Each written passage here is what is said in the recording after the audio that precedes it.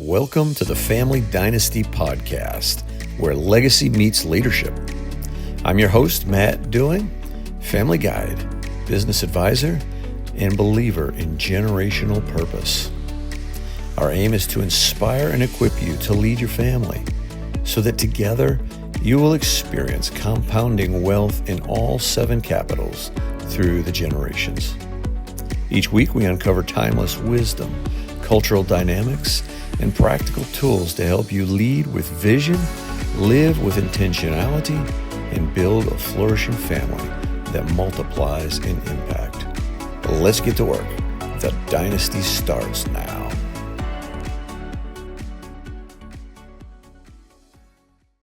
Welcome to the Family Dynasty podcast. I'm your host, Matt Dewing.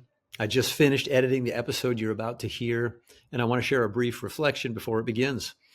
There's something uniquely meaningful about listening back to these conversations with my daughters, not as their dad in the moment, but as a steward watching the next generation form. As I listened, I kept thinking, this is what fruit looks like. I am deeply thankful and quietly amazed to be their father. Well, if you've spent any time around successful people, you've probably noticed something interesting. Success is everywhere, but dynasties are rare. There are a lot of families with money, lots of families with strong individual achievements, even families with deep faith or solid morals. But families who integrate the living generations, parents, children, grandparents, and intentionally multiply wealth, faith, purpose, and impact across generations, well, those are fewer and far between. And that raises the question we're asking today. How does an ordinary family become a dynastic family? Because dynasties don't happen by accident. They don't drift into existence. And they certainly aren't built by individuals acting alone. At Family Dynasty, we start with a different definition of wealth, because money alone does not sustain families across time. We define wealth as multi-capital. In fact, we've outlined 7 capitals of family total wealth, which are spiritual, health, relational, intellectual, financial, social, and societal impact capital. And we believe that wealth is enjoyed, multiplied, and deployed best in intergenerational, even multi-generational families. Not isolated individuals, not siloed success stories, but families who see themselves as stewards of something larger than their own lifetime. In today's episode, we're laying out what we call the 7 stages to dynastic maturity, a roadmap for families who want to move from an individual family pursuit to generational stewardship. Now, before we go any further, let me say this clearly. These are not 7 boxes to check. They're not a ladder you climb neatly from stage 1 through stage 7. Real families don't work that way. In reality, this process is often stuttering, iterative, messy, and non-linear. Families move forward and then regress. They gain clarity and then experience confusion. They build momentum and then life throws them into disorder. What we're really describing is a family's movement through the different stages. Most families begin in emergence when they realize they've mostly been simply reacting to life situations, surviving and improvising. With intention, they move towards structuring, getting intentional with planning, aligning purpose, clarifying roles and expectations. And over time, healthy families reach integration, shared identity, values, and culture. And eventually, with wisdom and humility, they grow into a flourishing, fruitful, and faithful family line, which includes systems that outlast any one generation. But here's the truth most people won't say out loud. Even mature families get thrown back into chaos. A crisis hits, a generation transitions, a bad decision gets made, a conflict goes unresolved. Sometimes even a whole generation goes astray. The difference isn't that dynastic families avoid chaos. The difference is that they know how to work their way back toward flourishing, fruitfulness, and faithfulness, intentionally and together. That's why we're framing today's conversation as a journey, not a formula. Across this episode, we'll walk through 7 stages that families tend to pass through as they mature. Each stage is grounded in Scripture. Each stage reflects a different kind of growth, and each stage invites a different kind of leadership within the family. So as you listen, here's what I'd encourage you to do. Don't ask, have we completed this stage? But instead ask, where are we right now? What's emerging? What's breaking down? And what is the next faithful step that's right in front of us to take? Because wherever your family is on the journey, that's exactly where God meets you. So let me start with a simple question. One we'll talk about in this episode, and I encourage you to have this conversation around your family table. When did you first realize that your family might be building something bigger than yourselves? And related to that, another question. What do you think separates families that are merely successful from families that become truly dynastic? If today's conversation resonates, we've put together a simple 1-page roadmap called the 7 Stages to Dynastic Maturity. It captures the big ideas we're discussing here, and it's designed to help you continue the conversation around your own family table. You can find it at our website. But right now, let's begin at the beginning with awakening, when the family vision starts to emerge. Welcome, girls. Welcome back to the Family Dynasty Podcast. Always wonderful to be having a conversation with you. Yes. Good to be here. What do you think it's going to take to get some of your siblings to join us? I don't know. I would love to have more people join, different guests. Yeah. But I don't know. Yeah. Well, I don't know if it's a time of day or what, but now Graham has said, no, not interested. We won't be seeing Graham for probably a few years. Well, someday we'll get Graham on a podcast. Megan, when she's back around from college, she's just so busy at college. She, in principle, is interested in joining on a Zoom. But then when it gets right down to it, she's got too much going on. Yeah, probably especially middle of the day. And Kate would be capable, but I think in front of the camera with something to say. Too much pressure. And then Grace is busy with a young one, and she just, I think she decided not really her gig, although the one she came on with us I thought was fantastic. I thought so too. Yeah, Also, she's insightful. if there's ever anything that would be relevant, I know Trey would. He would like it. We He would have like to get Trey join. on. Oh my goodness, for sure. And we're going to do one with our family council at some point too, but those 2 gentlemen are busy finding time for them. Anyway, today we are here to talk about the 7 stages to a mature family dynasty, or 7 stages to dynastic maturity. The genesis for this podcast came out of the idea that if you're a family just catching a vision, what's next? What's my next step? And so we want to give a clearer picture for families to say, see yourself in these steps, and then see what's next, and decide what are the action steps that you could take to move toward becoming a mature family dynasty. And then also, what are some of the characteristics of a mature family dynasty? That sounds like it would be helpful. All right, so let's recap the family dynasty vision. Wealth is more than money. We've just concluded our 7 Capitals of Wealth series, and that's the take-home message there. It's multi-capital, spiritual, health, relational, intellectual, financial, social, and societal impact. And it is enjoyed, multiplied, and deployed best in intergenerational, multi-generational families. And so we do have a resource that will let people know where to go on the website to download it if they want the pictograph that kind of gives the condensed version of the 7 stages to dynastic maturity. Things to note here is they are not steps to check off. They're milestones of growth that a family passes through as it becomes intentional, integrated, and generational. And this process for families is most often not experienced linearly. In other words, it's not like you go perfectly from step 1, stage 1 to stage 2 and on through.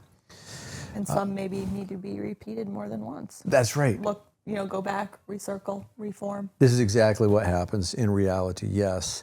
So instead of linearly, it rather goes through generally, for most families, it's stuttering, iterative, and nonlinear.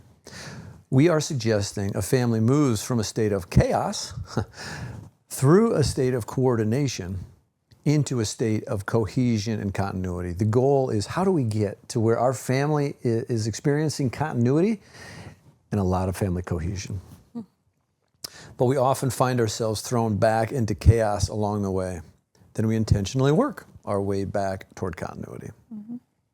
So, when did you girls first realize our family was building something bigger than ourselves? Something bigger than yourself? When was it you first realized that? I would say there was a time where we were all meeting regularly at Grandma and Grandpa's, and it started out with kind of discussing who are we as a family. Let's come up with like a family logo, and it was stuff like that. And that was very fun. It felt like we were almost like building morale or identity in our family, which is really cool. But then it felt to me that it was becoming something more when we started talking about, okay, we know the gifts and strengths that this family has, so let's brainstorm what can we do with them. That's when, to me, I started realizing that it was more than just about having an identity as a family and instead making it beyond ourselves. Yeah. Something that we could all work together on, everyone could get excited about. Right. Yeah, so it was for me, it was some of those early meetings, like, after 2 or 3, kind of getting my mind around what our goals and vision for our family was. Yeah. It was exciting. It makes me think that you're saying the identity was part of it, but when we moved into purpose, that was a bigger part of it. And even more than just identifying our purpose, it was when we took that purpose and put it towards something tangible. Here's a business interest, or here's a couple projects we're going to work on together. That's what really made it tangible for you. Yeah. Because it was interesting as we were meeting, like everyone had good ideas that were brought, and together we could build upon those ideas and expand. And it wasn't maybe necessarily someone's original idea, but it was a family collaboration. Yeah, for sure. Oh, that's fantastic. What do you think separates successful families from dynastic families? What separates just, this is a successful family from a dynastic family? Sorry, the first thing that comes to my mind is longevity and continuing for more than just the present. That's right. Something comes to my mind because I was actually talking to Trey about this, and he was saying, which I don't know why I hadn't realized, his family that he comes from, they had a very successful family business. And it was at one point like very successful. His grandfather built it. Certainly. And it's well known in the area. Yeah. And it's just so interesting to see the way that it went. And there's multiple reasons, relational fractures and such, to where it really has not been growing. And I think it's interesting because I don't think they had that mindset of let's pass this on, let's make this bigger than just the moment. Right. Yeah. Well, good point. Yeah, the notes I had made on it was, a successful family might be more focused on the short term, where the dynastic family is thinking more multi-generationally. Maybe not, they're okay not seeing the success necessarily in their lifetime, but setting the family up for success for future generations. Right. Yeah. Something that will outlive them. Yeah. This came to me just as I was listening to you, Elena, this thought that a successful life can be measured even in a young person's ability to delay gratification. They've shown long-term studies that even young children who can delay gratification more tend to have experienced more success, more well-adjusted adults and happier adults. Yeah. That it makes me think when you frame that in a dynastic context, it's saying throughout my whole life, how can we as a family unit, one generation after another, because really I think what sets the next generation up is the restraint a current generation has from spending it all, from being consumers, to say, no, we'll live on the increase, but we're going to continue to invest. And if generation after generation, the family will take an investment mindset rather than a consumption mindset, I guess that's my answer. All right, so how about this? Elena, would you take us through just kind of big overview? What are the seven stages? And then we'll go through one by one and talk a little bit about them. Sure. Okay, so first we have awakening, then framing, forming, fortifying, flourishing, fruitfulness, and lastly, faithfulness. Yes, a lot of F stages. I just couldn't figure out the F for awakening. So we start with awakening and go through a bunch. Could have been first. Oh, there we go. We'll have to redo it. I'm kidding. That's horrible. Let's go through them. So the spiritual anchor for stage 1, awakening, this idea is the family vision begins. And we've talked to other podcasts about the importance of vision. The scriptural anchor is Genesis 12, 1 through 3. And this is Abraham's call. Now the Lord said to Abraham, go from your country and your kindred and your father's house to the land that I will show you.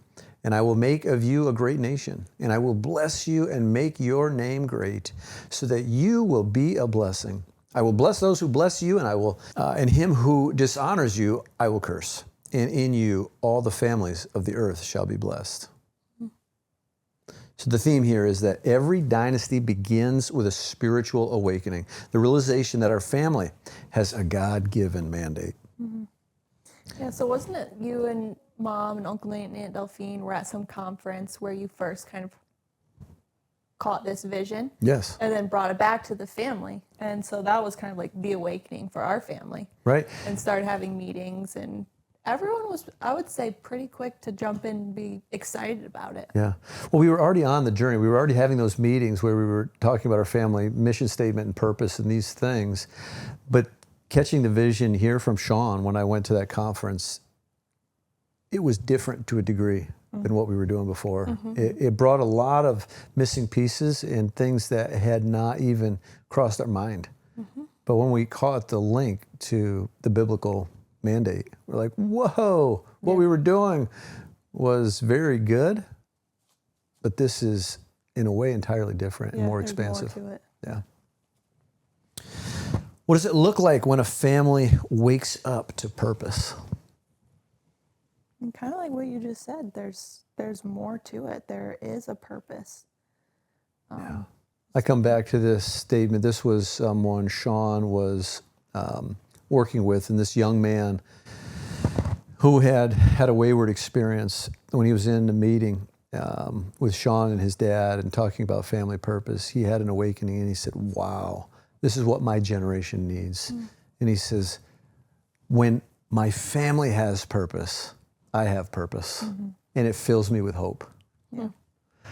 And I think this is the unspoken cry, kind of like we got the vision when someone else expounded on it, when someone else helped to open our eyes to what is right there and we hadn't seen it before. I think there is a rising generation that is aching for this purpose and they don't even know it.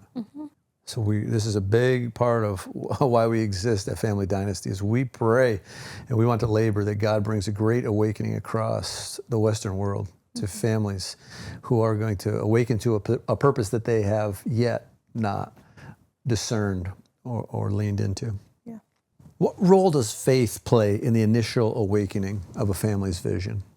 Maybe initially you might not see the full vision of where your family can be generations down the road. So you have to have faith that what you're doing, the next right steps that you're making are going to lead to something impactful. I think that something that shows how Christians are called to like make more of what they have is the parable of the talents. So whatever you're given, make increase. And I just think that idea that comes from the Bible lends itself to this. Like, we have a family, but how can we take what we're given as a family and make something better? Yeah. No, that's great. And I also think of leverage. If you need to move a stone, you want the biggest lever you can to move it. And if you have talents, what's the biggest lever you can use with your talents to make the biggest impact? I don't think there's a bigger lever than family. Yeah. So, yeah, but anyway, this idea of faith, I think it's so important because the family is a messy place. And when you start thinking grand thoughts and then you're like, whoa, a family dynasty, whoa, look at the mess my family is. And for most of us, if we're honest, that vision and the reality is a big difference. Mm-hmm. And so it takes faith to step out and envision that God would want something beautiful and extraordinary and impactful from my family. Mm-hmm. And if you're going to take a step toward that, it takes a lot of faith. Yeah. Yes. Yeah, this whole thing is a journey of faith. Mm-hmm. So our key takeaway for this stage 1 of awakening is you can't build a dynasty you haven't yet envisioned. Awakening begins with identity and calling. Moving us into stage 2, which is framing. And this is establishing identity and core values. Elena, would you read the scriptural anchor here? Sure. Joshua 24:15. And if it is evil in your eyes to serve the Lord, choose this day whom you will serve, whether the gods your fathers served in the region beyond the river, or the gods of the Amorites in whose land you dwelled. But as for me and my house, we will serve the Lord. There we go. Yeah, and the theme here is that dynasties are built on clarity of identity and shared values. Are there 3 values that come to you when you think of the Doing family? Stewardship. Stewardship, one of them, right? Protect. Protection, yes, we protect. Oh, we've got work to do. Yeah, Those are the 2 I wrote down. Those are the 2 I remember. And humility. Yes, Yeah. that's If you right. look at our family crest, these are the 3 primary values Yeah. that as a family, historically, we have been a family that stewards, protects, and does it with humility. Mm-hmm. Yeah. So every family should have values identified and then work. You can see that we have more work to do. Everyone in the family should just be able to nail the values, and they should be so ingrained that it's just how they think about themselves, how they think about the way we show up as a family in the world. Mm-hmm. And so you can see, we've been on this journey for years, and it's just not right there yet for you girls. So and every family's there, right? To some degree. We will, Lord willing, be to the point where every one of us just absolutely cold knows what are the values that we have. Mm-hmm. How do you think family mantras shape culture for the next generation? Define a mantra. It'd be something that you realize, man, my grandpa always used to say this. My dad says this too. Oh, sayings. Or yeah. These are ones that the family uses and we codify them, or maybe ones that we just come up with and we say, this is going to be one of our mantras. Mm-hmm. I hear a lot growing up. This was always said, pay first, play later. That's a mantra for our family, for sure. Yep. Yes. Gotta do your chores before you can go do this. Or Pay now, play later. Yep. And it's so interesting how that just seems like, oh, everyone says this. Like, this is just one of those sayings. Mm-hmm. And I don't know, I was talking with Trey at some point, and I'm like, well, pay now, play later. He's like, huh? And I was like, yeah. It's not his family mantra, it's ours. Right, yeah. I think of another one for us is blessed to be a blessing. Mm-hmm. That was a mantra we always ingrained. Many hands make light work. That's right. Thrown around a lot. That is a big one Our for the family. family's good at that. Mm-hmm. And Uncle Russell, who is my great uncle, he's 97 or whatever, that we haven't latched onto this one, but I can tell it was one that his father, who would be my great grandfather, had for his family, is that Sunday is a holy day, not a holiday. Mm, that's good. Yeah. I do. I think that's a mantra we need to adopt and talk about more. Yeah. That was a good one. Why is it so hard for families to define their values in this busyness of modern life? I think maybe that's answering the question in the question, but what do you think? I think that it might be something people take for granted. Mm-hmm. Like, we all kind of know what we stand for. Why would we take all this time to kind of hone it down? Right.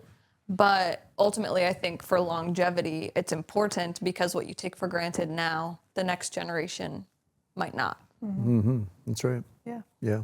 And just busyness of modern life. These things take thought, and take effort. It's not just like quick sit down, write down 5 things, you're good. Like, the family has to come together. It has to be an agreement on, like, everyone sees these things as a value for the family as a whole, for each individual. Yes.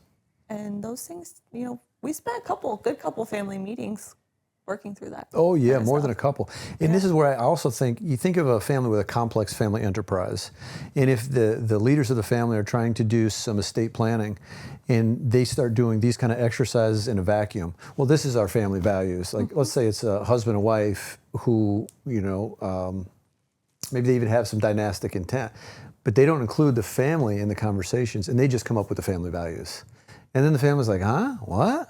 You came up with that? Yeah, that might be true for you, but not for me over Right. here. And so it's not only an intentional process, but my goodness, if a family has any conflict or if they don't get together regularly, because to have it truly be sticky and shared, you need to include the family in the discussions. Yeah. Right? If it's family members, beyond the age of children, Right.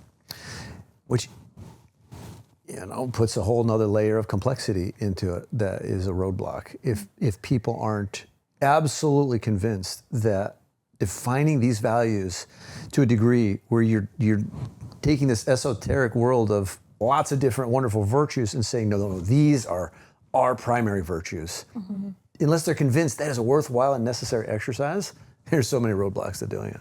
Yeah.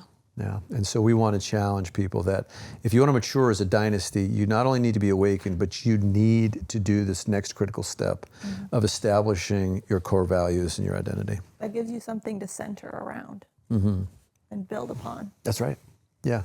The key takeaway here for stage 2 is values become the invisible walls that define your family house, not to limit, but to guide and protect.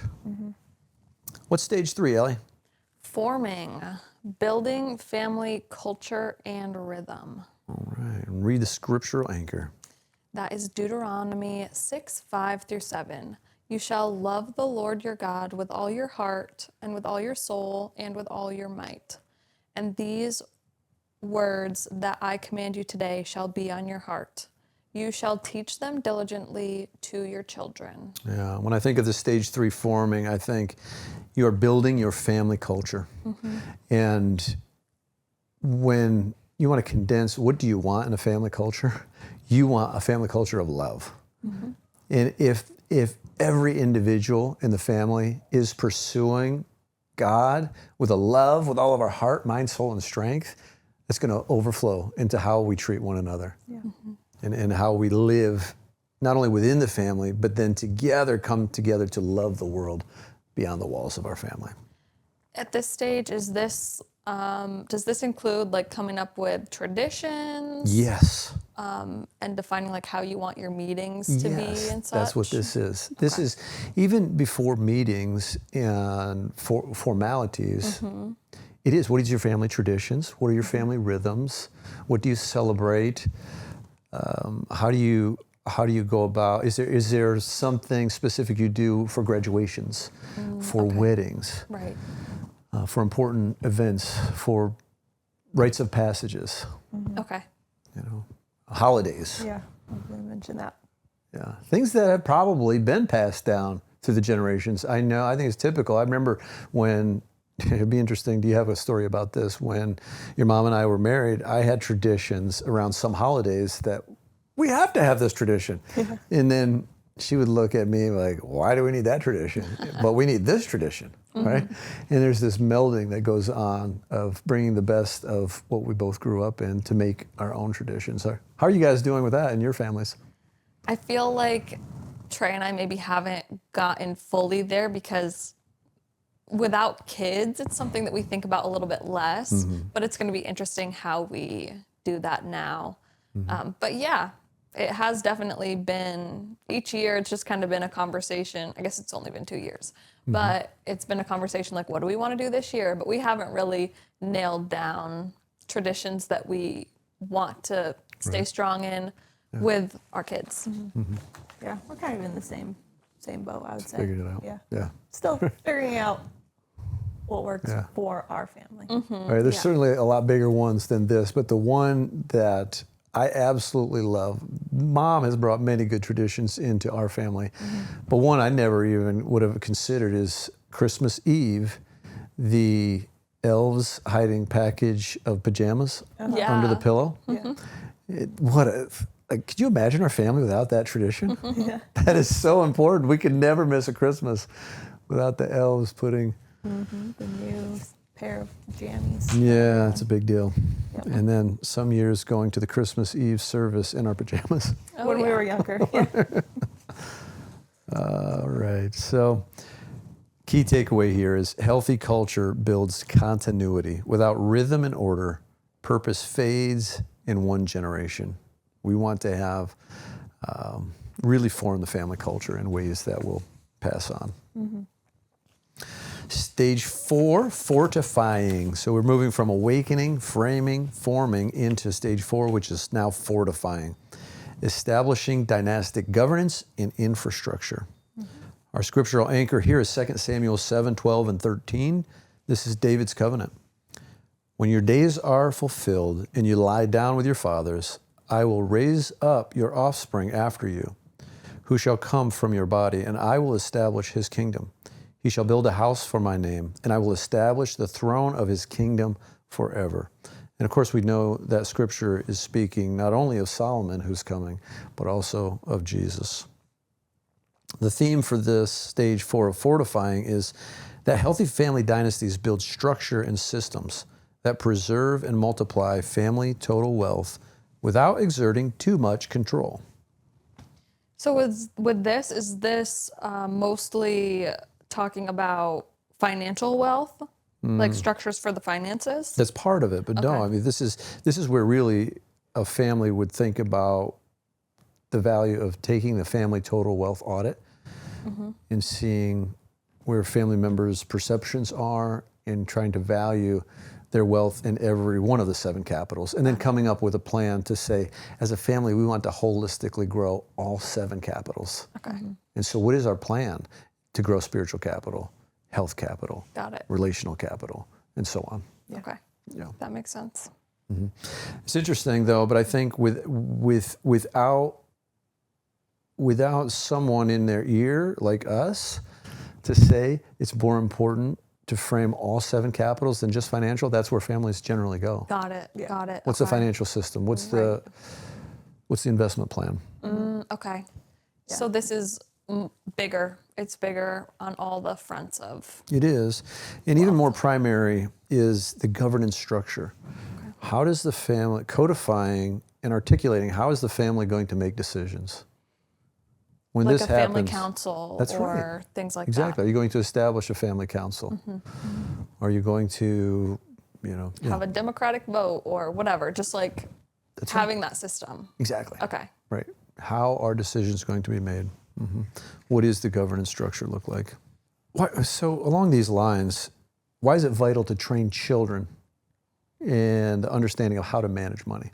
Let's see. I think this is part of governance, right? Is to be self-governed Yeah. and managing money. Jesus speaks of managing money as much or more than any other topic Yeah. he talks about. Teaches responsibility and that delayed gratification again. You know, if your kid earns money and the second they have it, they want to go out and spend it on candy. You know, you gotta cultivate that a little bit and like teach them. Okay, you gotta build towards something instead of like immediate gratification. Like I don't know, just build some character, build some thought and responsibility, and just those things will carry into other aspects of life. That's right. It's also beneficial if you think about it in terms of the family dynasty. They're the next generation who will be in charge of the family wealth.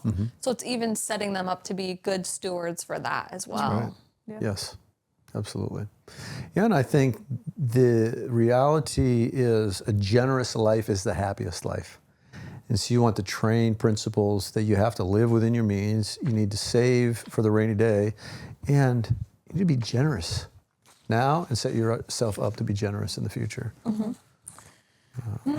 Generosity that is just a thought that can't be exercised isn't true generosity. Yeah, I remember for Christmas one year, Grandma and Grandpa gave us all a book on generosity with, I think it was $50 taped in the back. We read it was just a tiny little pocketbook. Yeah, I think it was that that Randy Alcorn book, if I remember right. Yeah. Yeah. And we were challenged to read the book, and then find something generous to do with our $50 and report back next Christmas with what we did with it. That's right. And that was a good exercise, That was. you know, to be given something that you couldn't keep and spend, but had to put some thought into like, how can I bless someone else with this? And, Oh, that was great. and some people came back with some really good stories on what they felt called to do with their $50. Yeah. Yeah.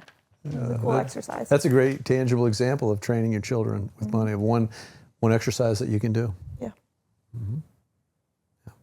What happens when structure moves from order to control? I think that it can stifle creativity That's what I have and written down. and yeah, stifle a lot of positive things from potentially happening if things are too controlled and like bureaucratic and such. Yeah. Yeah. It kind of holds the family back from potential Right. of growth and creativity. Sure. And if there's money flowing and you have to check certain boxes or jump through certain hoops, oh, I'd do it to get the money, but the heart isn't in it. Yeah.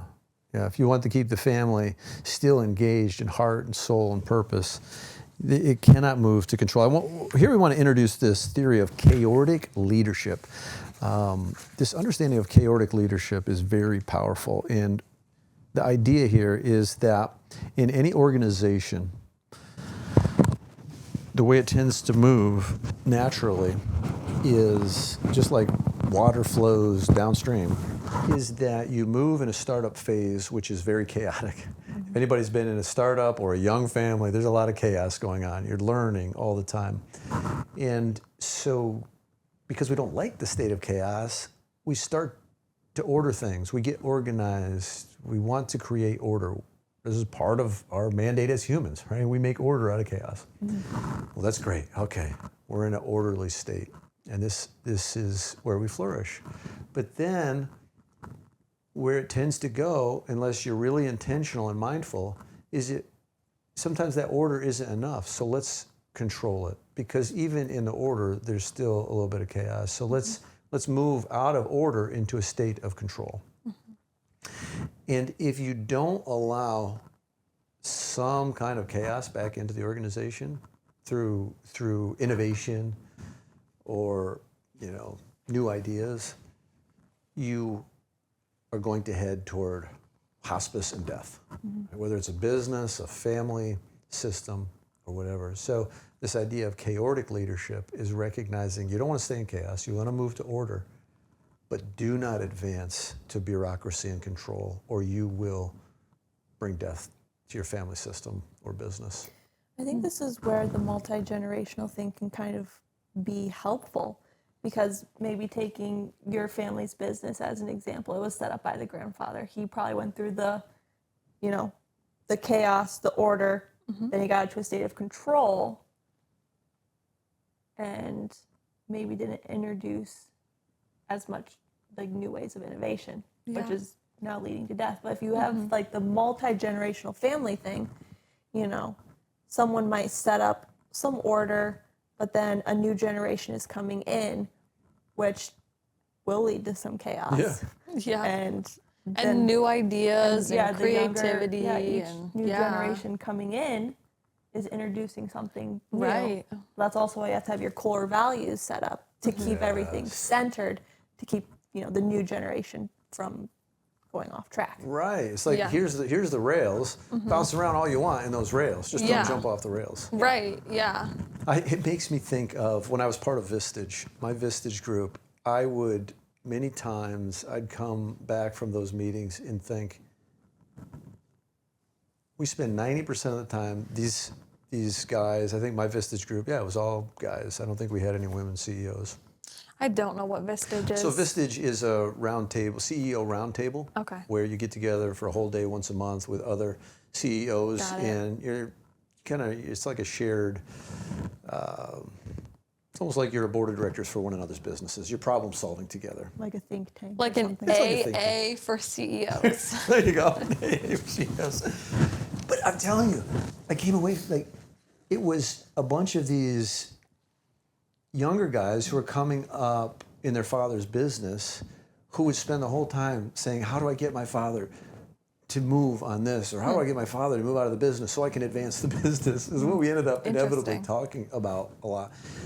And I think, yeah, it's important for guys like me that are advancing in business to say it is good and right to allow some of the chaos to come in from, you think that God designed it this way, right? Every generation, the younger generation is going to come in with innovation, new ideas, hunger, vibrancy. And the older generation has to resist the urge to control. Maintain order, but allow some chaos if you want flourishing and growth. This story might not be relevant. We can cut it out if it's stupid. But. Okay. So we watch a lot of Gordon Ramsay shows, and there's one where he comes in, like, renovates a kitchen, and it's Secret Service. So he comes in undercover. And a lot of the restaurants that are dying, are owned by an older person, the father or whatever, and maybe he's got his kids helping, but he still controls it. I remember one episode where the son, he's like, yeah, he gave me the role of head chef, but I still have to do everything the way he set it up and did it 50 years ago when he started the business. Everything's out of date. The food isn't appealing. He won't let me run things the way I think it should be run and updated. And you're taking me back to Vistage. Keep going. This restaurant is dying, and Gordon Ramsay comes in and tells the father, you gotta let your son take over. He's young. He's into what's, he wants to update the menu. He wants to update the restaurant. Yes, it's going to cause chaos, but it will lead to the flourishing of the business. Prevent the death, at least. Right, Yeah. right. No, great example. Great example. Yeah, I think we beat that up enough. But I hope we've helped somebody catch a new vision for why it's important to allow some chaos. Don't go to complete chaos, but do not allow your family system to be totally controlled. Yeah. Okay, back to you, Elena, for stage 5. All right, we've got stage 5 of flourishing. This is generational integration and leadership development. The verse that goes along with this is Psalm 145, verse 4. One generation shall commend your works to another, and shall declare your mighty acts. The theme here is the family begins developing leaders across generations. How do you recognize and cultivate leadership potential in your children? I would say including them. You see what their interests are and include them because they have value even from a young age. That's right. Like our family has started up a concrete business, and Ty my cousin Ty, he's 10, almost 11. From a little kid, he's had a huge interest in heavy machinery and helping Grandpa with all the farm chores. And when he gets the opportunity to help out, he's thriving. That's right. And learning.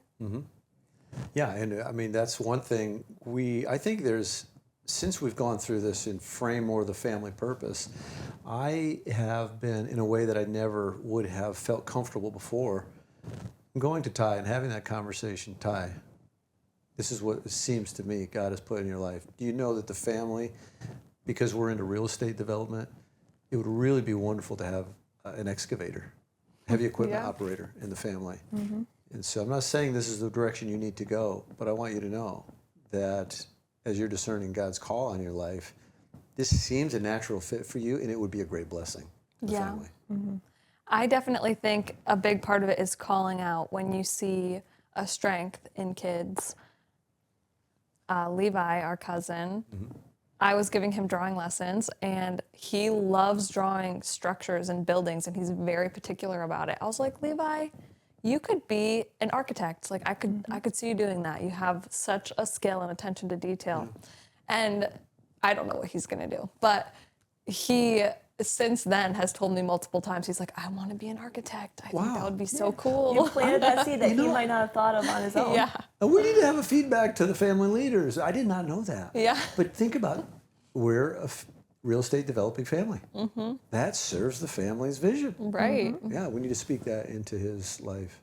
Right, and it's not like telling them what they have to do, but pointing out where you see a strength, and then that's going to be a seed planted in their mind where maybe he'll decide he might want to explore that. Right. Yeah, he might never have even thought of being an architect Well, before.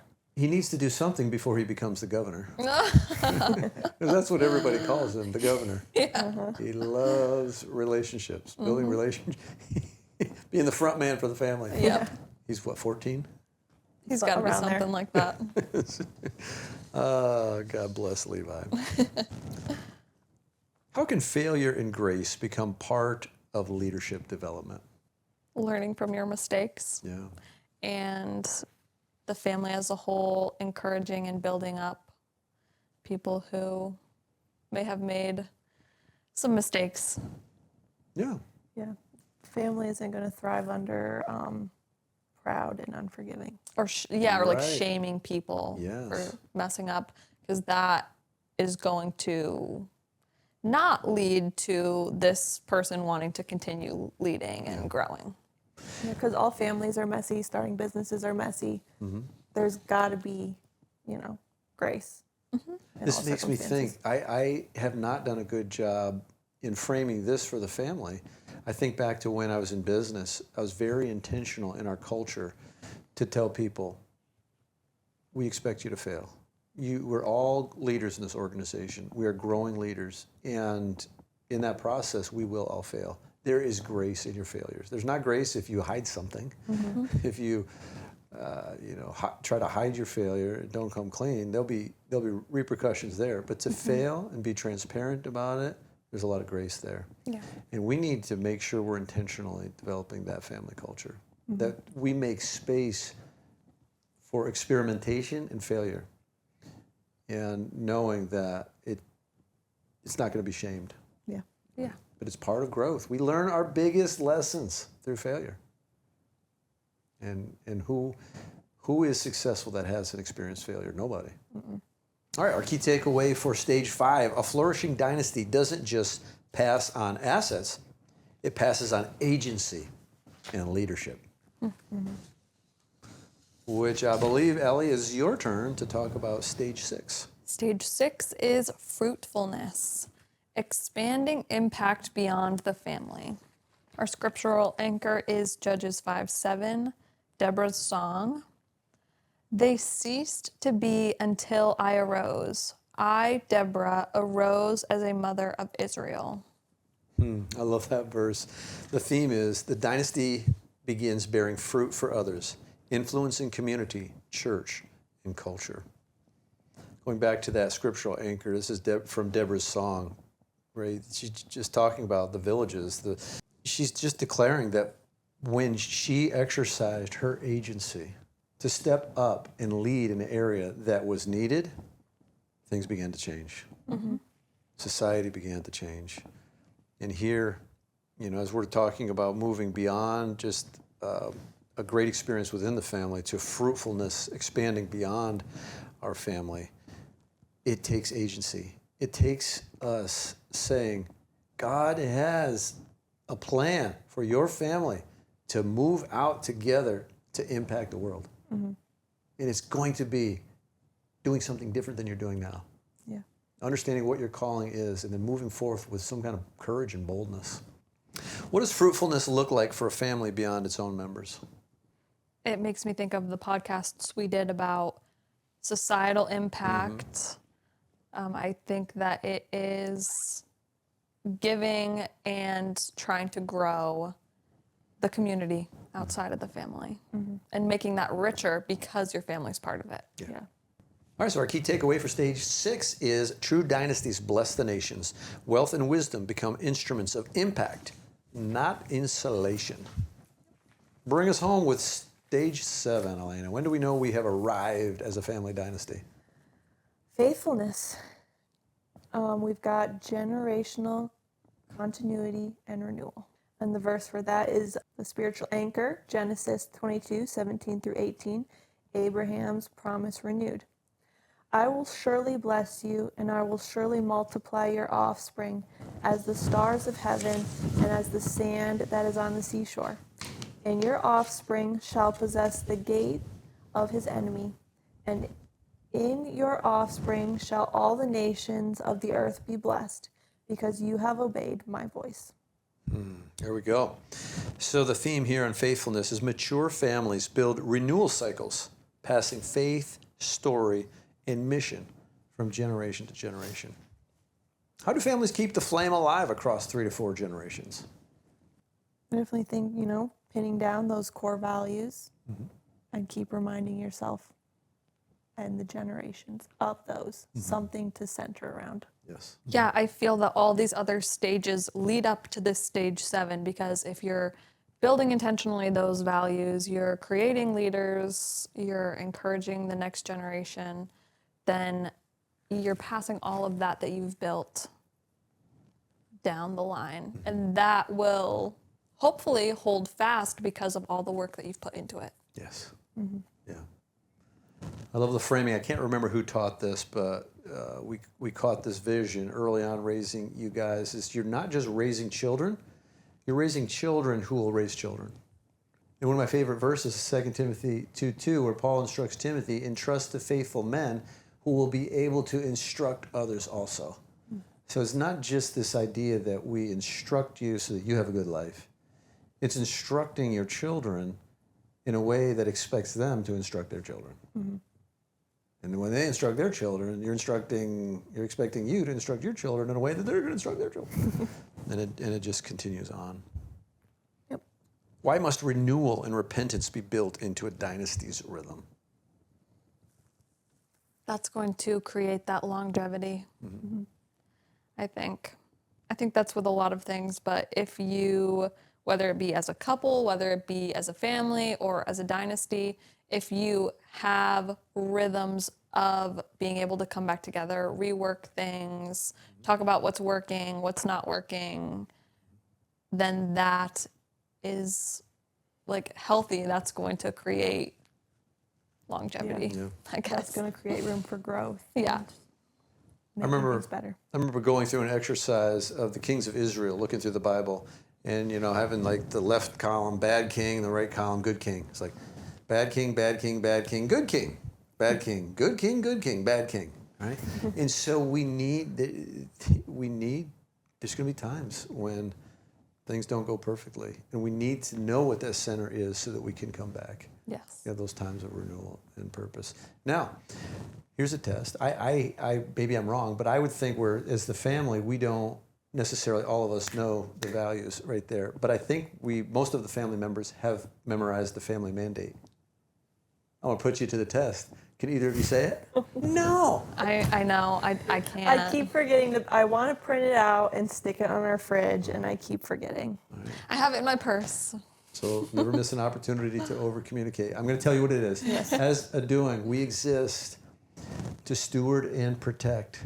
There are those two words, stewardship and protection. We exist to steward and protect. Stewardship, to me, is grow it. Protect is, we're not the aggressors. We're going to protect everything that's good. As a doing, we exist to steward and protect that which is entrusted to us, be it peoples, resources, or lands. Being intentionally missional in kingdom purpose, all in a spirit of humility to the glory of God. Yep. What's amazing is that younger people in our family can quote it like that. They know it. Yeah. I'm like, oh, I got to catch up. I know. I hear it, I recognize it, just doesn't stick. Right. But when I bring it up here because when it talks about faithfulness, you had mentioned values for sure, but even more foundational. People need to know the mission statement, the family mandate statement. And we encourage families when they're building that, and if we're helping them, we're trying to help them weave, whether they weave their primary 3 values into the statement or not. But they need to have, it kind of makes sense, right? We did that in a way that our primary 3 values, stewardship, protection, and humility, also show up in our mandate statement. It's a good way of reminding you of them. That's right. Yeah. Repetition is key. Repetition. So you want to see it on the family crest, the 3 words underneath it, right? Stewardship, protection, humility. And when you say the family mandate, all 3 of those realities are built into it. Yep. Okay, so our key takeaway for this stage 7 of faithfulness is that faithfulness means the family doesn't just survive, It thrives in perpetual renewal under God's covenant. Here's one thing I noticed is that your family might exist at the same time in different stages. When we were awakened to this idea of family dynasty, I would say you could point to actually the culmination of faithfulness has existed in our family. When you look at the unbroken chain of faith that has been passed down, and we talk about a spiritual dynasty, right? The first capital of wealth, spiritual. Though we haven't thought about it in dynastic terms, we have experienced that. As far back as we can trace our lineage, we see the Christian faith embedded and being passed on in a robust way. And yet, we hadn't even really awakened to the intentionality of being a family dynasty. And we had not framed the family mandate or the family mission statements. You could see we were flourishing and cared to a degree that different people were growing as leaders, but we hadn't, that stage of flourishing, but we hadn't incorporated it in any kind of systematic way. So the goal is that we pay attention to each of these stages and move through them and ultimately get to that area. And I think really, truly to say that you are a mature dynasty, I think you need to see that this is existing to the fourth generation. Yeah. When we look at the biblical pattern, Joseph in the Old Testament was really the precursor of Jesus. When you look at the life of Joseph, you see he's a Christ figure. And you see first there was generation 1 of Abraham, generation 2 Isaac, generation 3 Jacob, and then ultimately all this fulfilled in generation 4 in Joseph. And so I think we talk about a family dynasty is generally 3 living generations, unless people have delayed having kids 2 generations in a row. Sometimes there's only 2 living generations, but generally there's 3, and sometimes if people are having babies in their early 20s, sometimes 4 generations. But it's these 3 living generations interconnected while they're on earth in spirit and purpose, and passing on that expectation that how in every generation those 3 living generations remain connected in spirit and in purpose. And when that is happening at the level of the 4th generation, and you've arrived at this level of faithfulness, you have a mature dynasty. Yeah. It'll be interesting to see how it plays out with our 4th generation. Because right now we've got a good solid 3 generation. That's right. Grandma, grandpa, you and your siblings and spouses, and then us kids, which range from me down to Bob is the youngest. So, 9? Right. And then that 4th generation, still a little too young to comprehend and participate too much. We've got 3-year-olds. Right. Once they get adults, it'll be interesting to see how it. It will be fascinating. To see the carries 4th generations can exponentially change things. Yeah. So just to review again, the 7 stages, you're working through awakening to framing, forming, fortifying, flourishing, fruitfulness, and faithfulness. And if you download this, if anyone were to go and download this pictograph that we have, there is specifically the verse, the focus, and then it gives kind of the action plan of what you want to create in each of the 7 stages. So wherever you are as a family on this journey, start with what's in your hands and identify your next milestone and take the next step. Our closing is, dynasties don't happen by accident.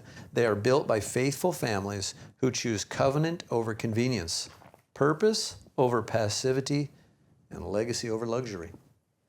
Yep. Love it. All right. Look forward to our next discussion, girls. God bless. Sounds good.